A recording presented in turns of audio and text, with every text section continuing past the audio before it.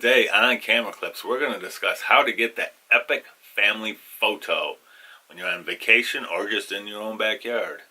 Let's go through some tips on how to do this.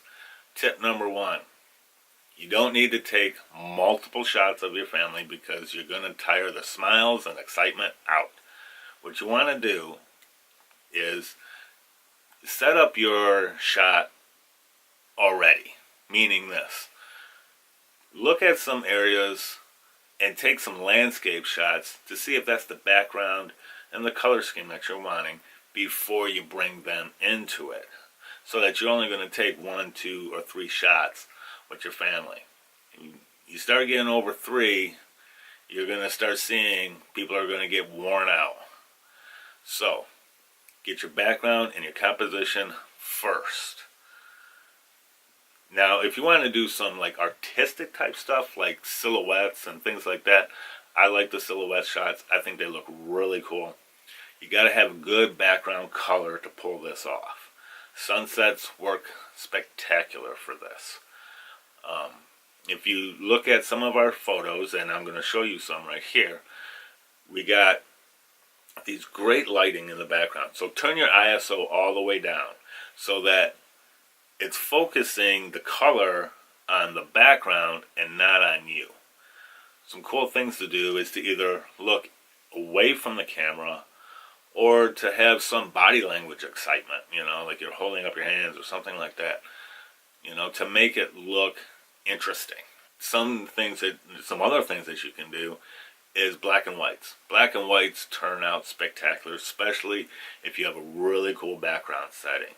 As you'll see in this one with the Grand Canyon, the background setting was just perfect. And to do a black and white, it's actually one of my favorite photos and one of the ones that most people really like of us. One thing that you're going to want to do is, as much as possible, to use a tripod. Put the timer at 10 seconds so that you can run into the shot, you can get positioned, and you can take it.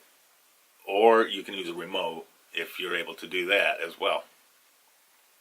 Now, some places, this can be tricky. Like when you go to an amusement park, or like Disney World, or Devil's Bridge in Arizona, where you're trying to do the big landscape, little person type shot, or you just want all these things in, or some places they don't want you bringing in selfie sticks, tripods, and things like that. They don't like them.